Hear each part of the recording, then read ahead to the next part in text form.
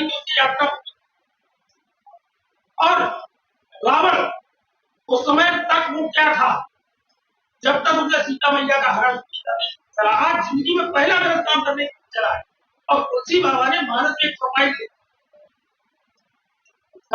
के गरुड़ को उठाया जीव कुपंत पद जीव कुपंत पद देख के ऐसा कहे न देख मानस की बड़ी मानव चौपाई। रावण आज पहली बार देश बदल के सीता का हरण कर दिया और मानस में वही भी सफाई।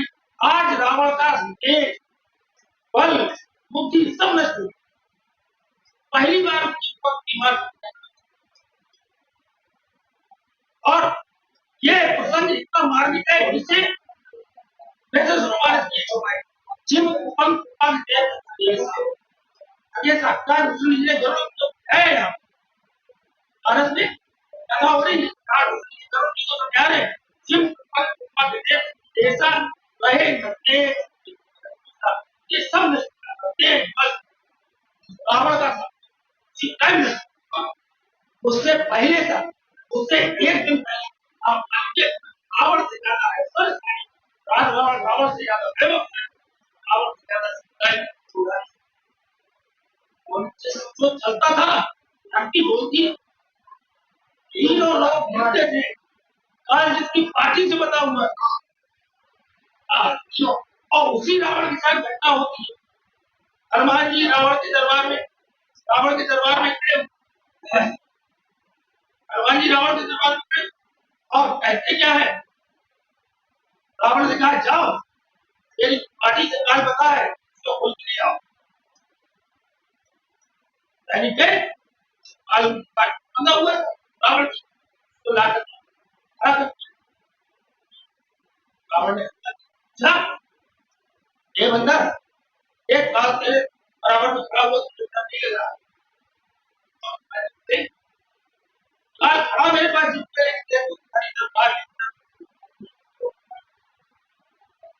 काल खड़ा मेरे पास जरूर हमारी भी रावण का है। देखो बहुत अच्छी बात है इस गंगा में हनुमान जी रावण के ऊपर कोई आदमी मार डाले तब तक जब तक रावण नहीं करता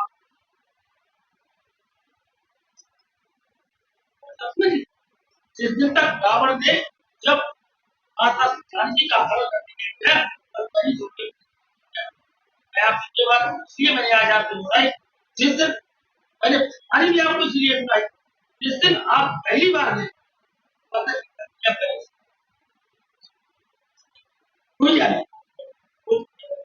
और सृजन की प्रक्रिया कैसी वो भी मैं आपको बता अगर हमारा मतलब होगा दोनों क्रम है प्रकट में लय आती है अगर बसंत आती है दोनों पहलू पे होगा तो लोग हमारी बात समझ पाते हैं कि हम जो भी करें आए जो भी हमारे साथ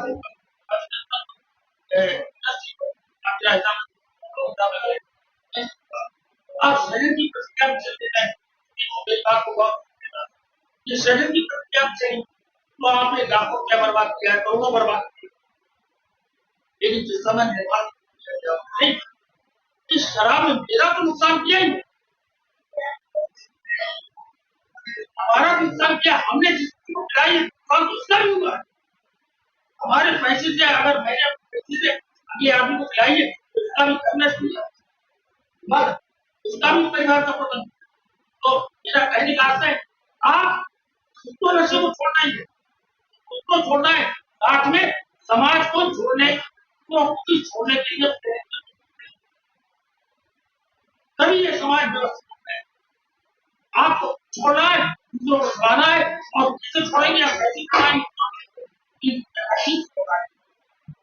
तो हमारे पास जो नए मरीज आए हैं काफी जल्दी परिवर्तन हो रहा है तेजी से बदल जाती है, सह भरी जा जाती है।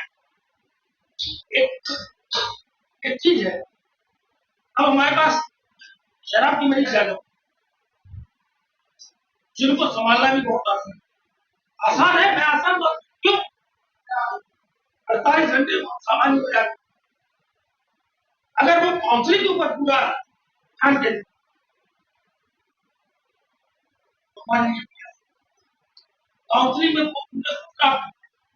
वो पूरी जानकारी आपको मिल जाती, वो पूरा चीज आपको मिल जाती, जहां से आपकी हम एक बात कहते आए हैं कि वो चीज छोड़ दो। कभी कभी आप टीवी पर गाना लगा देते हो, शाम के टाइम में बैठे हुए तो मैं पीता हूँ कम है, कोई कह देता है वो रात में लगा है पी जाए तो फोन लगा है, क्या है रात में खाना लगा के इस गाने के साथ ऐसा करना। अरे गधे, जो हो गया था हो गया था, अब मैं जो तुमसे कह रहा हूँ इन सबको नहीं, छोड़ो कल की बातें, कल की बात पुरानी, नए दौर में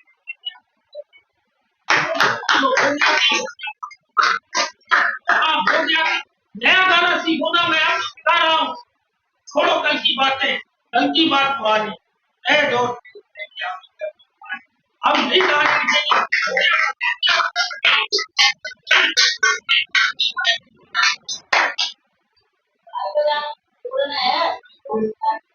वहाँ समाज में मुझे मुझे मुझे यहाँ पर जिस समय पूरे समाज ने ब्राह्मण सभा का महामंत्री बना दिया, क्योंकि मैं बोल लेता हूँ थोड़ा बहुत अच्छा भाषण दे लेता था, तो उन्होंने बना दिया, सोचा कि आदमी बात नहीं है, बाहर करने वाला है तो बना दिया, क्योंकि पद खाली था और भरना था ही, किसी न किसी को बैठाना तो ज्यादा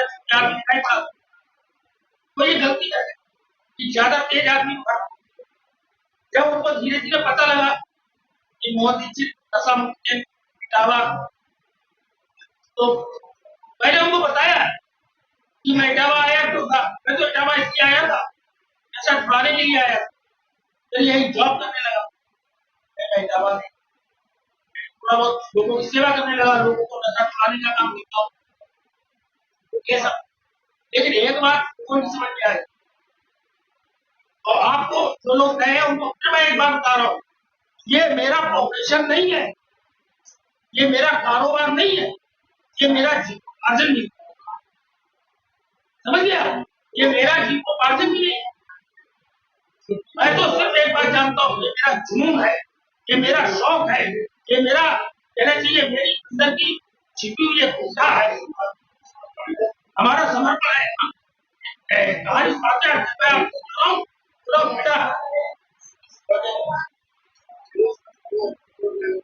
एक चीज है, आज इसके पिताजी की डेथ हुई, तो ये पिताजी की डेथ तो फिर मान सकता है, इसके ऊपर जिम्मेदारी आने वाली, लेकिन जिम्मेदारियों का क्या उठाएगा, परिवार का कोई क्या उठाएगा। कोरोना पीरियड में घटना हुई, बड़ी अच्छी घटना थी, लोगों लोगों ने उसे संवेदनाएं व्यक्त की, लोगों ने उसे सुनकर बताया, एक आदमी साइकिल पर अपनी पत्नी की डेड बॉडी रख करके शमशान घाट ले जा रहा, उसका फोटो अखबार में छपा था, सब लोग कह रहे थे हाय कैसा वाकया, एक आदमी साइकिल के उसके पीछे अपनी पत्नी की डेड बॉडी रख करके ले जा रहा, और सच में वो आदमी का ताकतवर का फरिश्ता या अकेला आदमी को ले जाके शमशान, और नशा करते करते आपके बच्चे इतने कमजोर हो जाते हैं, आप अपने माता पिता का बोझ कभी कभी तो ऐसी घटना होती है कि पिता अपने बच्चों के ऊपर बेटे का बोझ, बड़ी गहरी स्थिति हो जाती है, बहुत अजीब स्थिति हो जाती है। कहानी में ये कह रहा था कि जंगल में आग लगी, पूरा जंगल जल रहा, पूरा जंगल जल रहा, और जब जंगल चल रहा था तो सारे बच्चे जाके बैठ गए, तमाशा देख रहे थे, बाहर में क्या निकाल वो क्या दे बैठ गए। लेकिन एक छोटी सी आग वो चोट पे पानी भर के लाती, वो जलती हुई आग के ऊपर डालती, फिर उड़ते जाती, पानी भर के लाती, बार-बार ये चली जाती। और जो उस चिड़िया की बच्चा है पागल हो गई, एक थोड़ी सी पानी की बूंदों से जंगल क्या घुस जाएगी। ये क्या कह रही है, ये मुझे मालूम कि फिर तुम ऐसा क्यों इसलिए कर रही हो। जब कभी इस जंगल का इतिहास लिखा जाएगा तो मेरा नाम आग बुझाने वालों में से लिखा जाएगा, आग लगाने वालों में से नहीं लिखा जाएगा। तो मैं जो भी काम कर रहा हूं, आग बुझाने का काम कर रहा हूं, आग लगाने का कर रहा हूं। मेरे द्वारा अगर एक व्यक्ति भी नशा छोड़ता है, मेरे प्रयास से अगर एक व्यक्ति भी नशा छोड़ता है तो एक अजीब सी खुशी, एक अजीब सा सुख प्राप्त होता है। एक अजीब सा, एक हमारे यहाँ मरीज था ऋषि, मैं रोजाना शाम को उससे मिलता हूँ। जब वो अपनी दुकान के ऊपर बैठा होता है और मैं शाम को उधर से निकलता हूँ, आवाज देके हमें बुला लेता है। प्रवेश के लिए वो कुछ ना कुछ मिठाई में रख देता है कि प्रवेश को दे। प्रवेश का बहुत अच्छा मित्र है। कारण हुआ वो नशा की वजह से कई बार हमारे यहाँ भर्ती हुआ, लेकिन मैंने कोशिश की नशा छोड़ दो, नशा छोड़ दो, नहीं छोड़ा।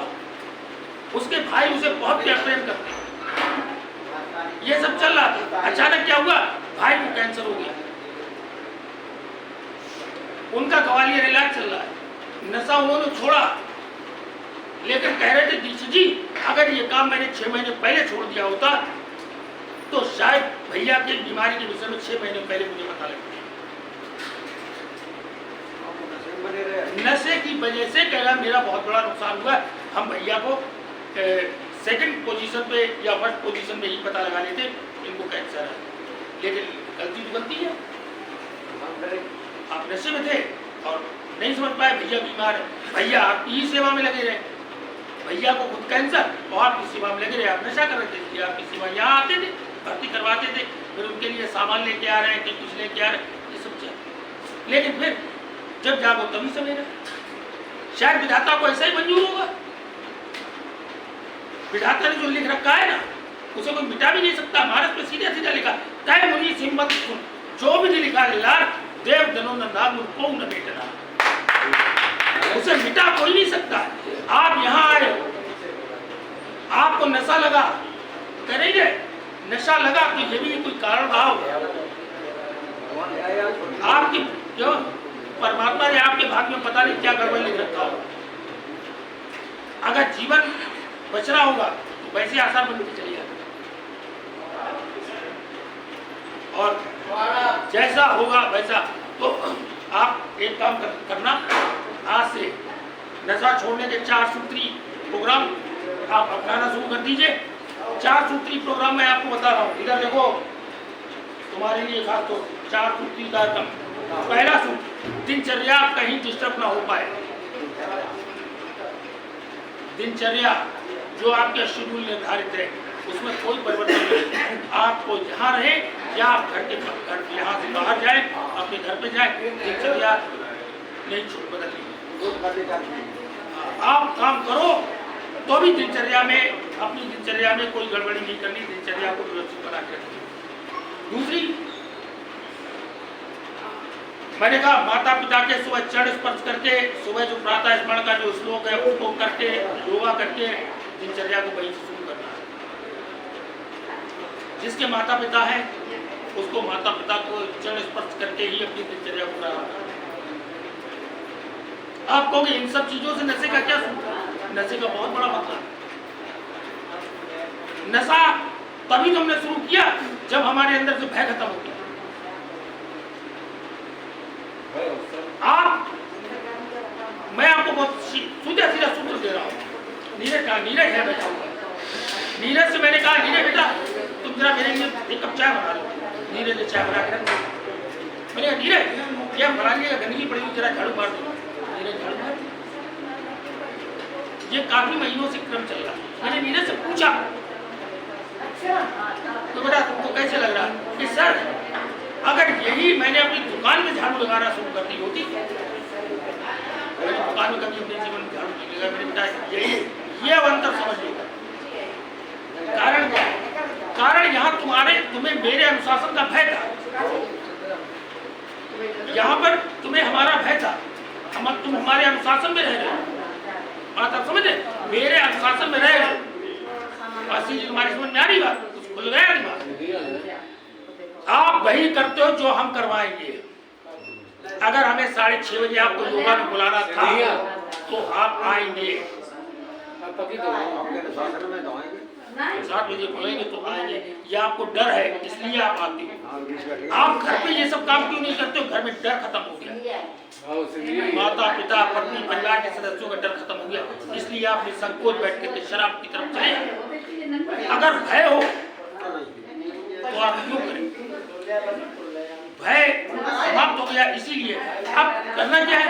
उनके अनुशासन में दोबारा जाना, उनको अपने विश्वास में लेना है। माता पिता पत्नी परिवार के जो भी सदस्य, उनको उनमें अपना विश्वास जीतना है, यही तो करना पड़ेगा। आप मान लो मैं आचार्य जी के यहाँ रहता हूँ, ठीक है, मैं उनके परिवार के सदस्य, वो मुझे अपना बेटा कहते हैं। कारण क्या है? जब हम उनके अनुशासन में रहते तभी तो मुझे कहेंगे। हम भले एम्प्लॉइज होंगे, लेकिन क्यों हम उनके अनुशासन में चलेंगे, हम उनके अनुशासन में रहेंगे। जब उनके यहाँ रहते हैं तो हम 1 घंटे के लिए मार्केट जा रहे हैं तो उनको बता के जाएंगे कि सर हम फलानी जगह जा रहे हैं। ये काम हमने अपने घर पे नहीं किया था, इसलिए नशे से ग्रस्त हुए। घर वाले रात को 9 बजे 11 बजे तक देख रहे हैं कि मोहन दीक्षित कहाँ है। पिताजी रात को 11 बजे फोन लगाए बैठे हुए, पता लगा रहे हैं हम कहाँ हैं। हमें डर नहीं था, भय निकल गया, पिताजी का भय निकल गया, भाई का भी भय निकल गया। परिवार के सदस्यों के प्रति जहां पर भय निकल जाता है वहां से हमारा पतन शुरू होता है। परिवार के मुखिया का, परिवार के सदस्यों का जब भय हमारे मन से निकल जाता है तो हमारा पतन वहीं से। घर का भय बहुत जरूरी होता है। ये मैं इसलिए मैं आपको बता रहा हूँ, सबके साथ ये होता है। हम फिर से उन्हीं लोगों के अनुशासन में रहें। हम सुबह उठ करके पिताजी के मानस में, आप देखिए सर जी तो बहुत, पीडी साहब तो बहुत कुछ इस विषय कहा करते हो। मैं फिर अब मुझे वो विषय बहुत अच्छा लगता है। प्रभु श्री राम, कोई मर्यादा पुरुषोत्तम श्री राम कहता है, कोई उसे उन्हें कुछ कहता है, लेकिन राम हमारे जीवन से इतने जुड़े हुए व्यक्तित्व हैं, राम हमारे जीवन से इतने जुड़े हुए हैं कि राम के बिना हमारा जीवन चलता ही नहीं। हम किसी से मिलते तो राम राम करते, मर जाते तो राम राम सत्य कहते होता है। आप एक चीज देखिए, वो राम ने जीवन में बस 2 एक महत्वपूर्ण काम किए। रावण को मारा वो तो एक बहुत अलग बात है, लेकिन राम के जीवन का की 2 चौपाइयां जो पीडी साहब रोजाना उनकी व्याख्या करते हैं। प्रातः काल उठ के रघुनाथा मात पितई गुरु नावे। एक पहली चौपाई, प्रातः काल उठ के रघुनाथा मात पितई गुरु नावे माता। और दूसरी चौपाई है, अनुज सखा संग भोजन करही मात पिता आज्ञा अनुसार। सिर्फ 2 चौपाइयां राम को प्रभु श्री राम बना देती है, मर्यादा पुरुषोत्तम श्री राम बना देती है, और संसार में युगों युगों तक उन्हें पूजने के लिए। और राम के जीवन में क्या है, उन्होंने रावण को, उसके बाद भी तमाम महापुरुष हुए, वो राम की तरह नहीं पूजा है। राम के व्यक्तित्व की यही तो विशेषताएं हैं जो राम युगों युगों तक पूछते रहे। बात आपकी समझ में आ रही? और ये काम बहुत टिपिकल है भी नहीं। कहाँ टिपिकल है? सबसे आसान है, मुझे इससे आसान कोई काम नहीं लगता। लेकिन हमारे साथ वो घटना हो गई, मेरे माता पिता खत्म हो गए, तब मुझे उनकी औकात, बस यही तो घटना होती है। जो चीज हमारे पास रहती है हम उसकी कीमत नहीं जानते। जब हमसे दूर छीन ली जाती है, हमसे दूर चली जाती है, तब उसका अस्तित्व तुम्हें पता लगता है। तब तक देरी बहुत हो चुकी हो। हम अस्वस्थ हैं तब हमें स्वास्थ्य का मतलब समझ में आता है। हम स्वस्थ बैठे हुए तो हमें स्वास्थ्य का मतलब ही पता नहीं है या नहीं। ऐसा आप स्वस्थ बैठे हुए हैं तो आपको स्वास्थ्य का मतलब ही पता नहीं, और जब आप बीमार हो जाएंगे तब आपको स्वास्थ्य का मतलब समझ में आएगा, स्वास्थ्य होता क्या है। माता पिता है तो आपकी समझ में नहीं आ रहा माता पिता क्या है। जब वो दूर चले जाएंगे तब आपकी समझ में आएगा, लेकिन तब होगा क्या, तब कुछ कर सकते हो। सकता है। इसीलिए मैंने कहा है कि जिनके माता पिता हैं वो नियम बना लें, भले ही कुछ भी हो सौरभ, भले ही कुछ भी हो, उन्होंने अपना जीवन कैसे जिया कोई सवाल नहीं, लेकिन उन्होंने हमें जन्म दिया है, उनके द्वारा ही हम संसार में आए, तो उनके प्रति जो हमारा श्रद्धानुगत भाव है बस यही चीज हमको आगे बढ़ा दी। और एक अगली चौपाई जगह जो बात कही है कि अनुज सखा संग भोजन करही, माता पिता आज्ञा अनुसार ही, जो वो कहते चले जाए करते चले जाओ, बाकी वो कभी ऐसा कुछ कहेंगे ही। सिर्फ हमारे हितैषी होते हैं, जिसने हमें अपने शरीर के द्वारा हमको जन्म दिया है, वो हमारा अहित कैसे करे? भाई माता पिता के द्वारा ही तो हम जन्म लेके इस संसार में आए, वो हमारा हित तो कभी कर ही नहीं सकते। हाँ, विचारों में थोड़ा बहुत मतभेद हो सकता है, लेकिन इतना भी नहीं। एक कहानी कल परसों शायद मेरी साहब ने सुनाई थी, फिर मैं आज आपको दोहराऊं, और फिर भी इस कहानी में पूरा सारांश छुपा हुआ है, पूरा भाव छुपा हुआ है। कि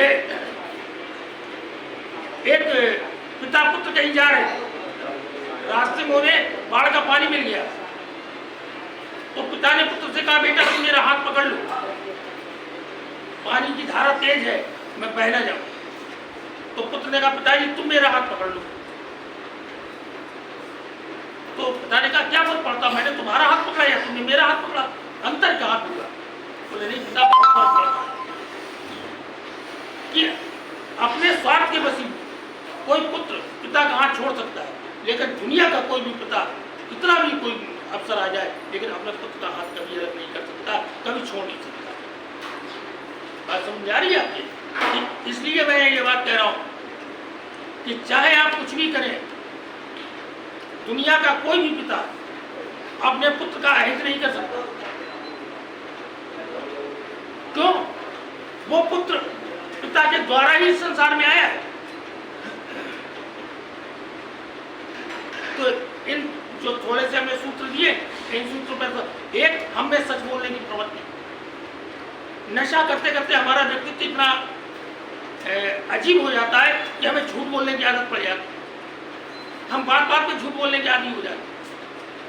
ये जो झूठ बोलने की आदत है ना, उसको आपको छोड़ना पड़ेगा। हम बेकार में किसी को झूठ ना बोले भाई। हम अगर हम झूठ बोलना बंद करेंगे तो सबसे पहली चीज मालूम क्या होगी? नशा अपने आप मुझे दूर हो जाएगा। मान लो हम पत्नी के सामने उठे और सुबह चले और पत्नी पूछा कहाँ जा रहे हो, हमने कह दिया उसे ठेके पे जा रहे हैं शराब पीने, तो पत्नी को जा रही है। या अगर हम चले भी गए तो हम पत्नी को बता के आए हम ठेके पे जा रहे हैं, पत्नी को बता के जा रहे हैं, तो हम अपनी औकात ध्यान रखिए, बीवी को बता के जा रहे हैं, इसलिए वो सवाल इधर पहुंच गया। हर चीज में जो सच बोलने की प्रवृत्ति है, इसमें पूरा हित छिपा हुआ है।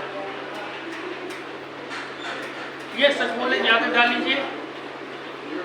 मैंने आपको बताया रोजाना योगा करने की आदत ले आइए। दूसरी दिनचर्या आपकी, जैसे ही आपकी दिनचर्या बिगड़ी, नशे से निजात पाना आपके लिए मुश्किल हो जाएगा। नशे में हमारी गड़बड़ी कहाँ पे होती है? हम नशा कर रहे हैं और हमारी दिनचर्या गड़बड़ चल रही, हमारी दिनचर्या गड़बड़ चल रही। और दिनचर्या में हम कर क्या रहे थे? हम सुबह उठे, नशे की तरफ चले गए, फिर हमारी दिनचर्या गड़बड़, फिर हम दिनचर्या को ठीक नहीं कर पा रहे। अगर हम अपनी दिनचर्या को ठीक कर लेते तो हम नशे से ठीक पा लेते। हम दिनचर्या को ठीक नहीं कर पा रहे थे, तो यहाँ पर हमने आपकी दिनचर्या को ठीक किया, आपको बता भी दिया। अगर दिनचर्या गड़बड़ होगी तो आप तत्काल रिलैक्स हो सकते। इसलिए दिनचर्या अगर आपकी जहाँ कहीं गड़बड़ हो उसे ठीक कर लेना। दिनचर्या का मतलब ही ये होता है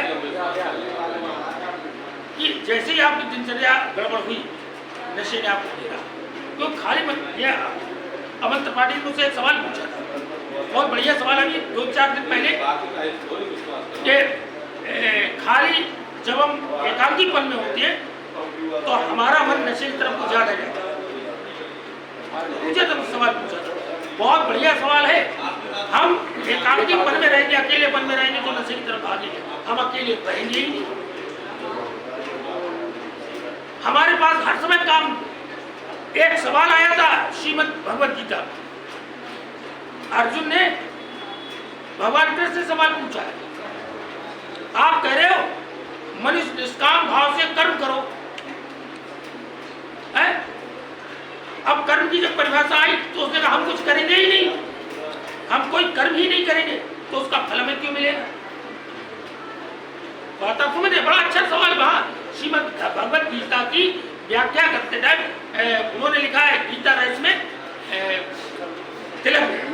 तिलक का जो बाल गंगाधर तिलक ने लिखा है गीता रहस्य है, और महात्मा गांधी ने गीता भाष्य किया है। बहुत सारे 100 से ज्यादा उसमें ये पूछा है कि हम कर्मी, अर्जुन कह रहा है हम कर्मी कोई नहीं करेंगे, हम कोई कर्मी नहीं तो फल मिलेगा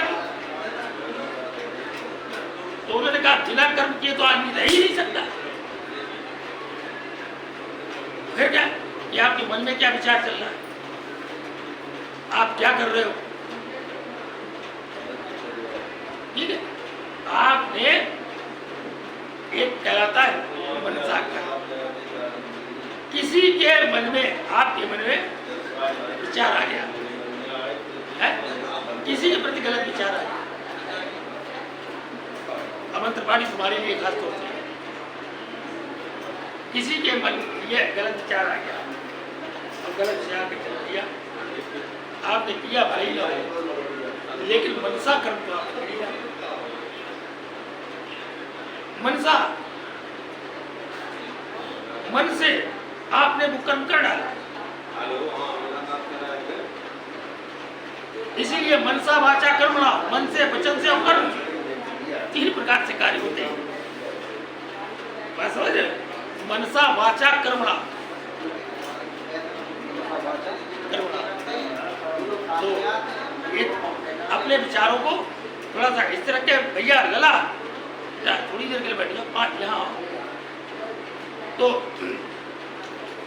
जितनी देर आप काउंसलिंग में बैठते हैं तो समय बहुत बाकी है, और ये उठ करके जाने की प्रक्रिया शुरू हो गई है। गार्ड महोदय अपना सेल फोन देखने में लगे।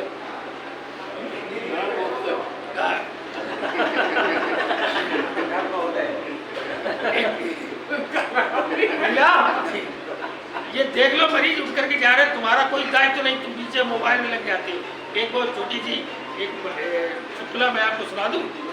एक हाथी सड़क के ऊपर जा रहा था, बड़ा झूमता हुआ मस्ती में जा रहा था, सामने से एक चूहा आ गया, तो हाथी ने चूहे को देखा तो बोला, अरे इतने छोटे से प्राणी हो, तुम्हें देखकर तो मुझे हंसी आ रही है, हमारा हंसने का मन कर रहा है, इतना छोटा सा प्राणी मैंने पहली बार देखा है। तो चूहे को भी बड़ी अकड़ थी, चूहा पूंछ अमेट करके बोला, इसमें हंसने की कौन सी बात है, आजकल मेरा स्वास्थ्य ठीक नहीं चल रहा है। तो वो एक ऐसा आदमी है जिसका स्वास्थ्य आजकल ठीक नहीं चल रहा है। और कुछ चीजें ऐसी है कि आपको नियमित रूप से जो सूत्र हमने दिए, एक उसमें जितने भी सूत्र हैं आप उनको गांठ में बांध देना, और आप अपनी तरफ से हमसे सवाल पूछा देना। जब आपके सवाल एकत्रित हो जाए, या उनमें से किसी सवाल का आंसर मेरे द्वारा संपन्न नहीं हो पा रहा, या मैं आपको नहीं समझ पा रहा हूँ, उसको सटीक उत्तर नहीं हो पा रहा, तो मैं आदरणीय पीडी साहब को बुला के आपके बीच में खड़ा कर दूंगा। वो विषय विशेषज्ञ है, इस विषय के सबसे बड़े विशेषज्ञ पीडी साहब, उनसे ज्यादा नशे के विषय कोई जानता है न, उनसे ज्यादा किसी ने नशा किया है, न उनसे ज्यादा किसी ने नशे के ऊपर अभी तक काम किया है। वो अपने क्षेत्र के एक कहना चाहिए भीष्म पितामह है।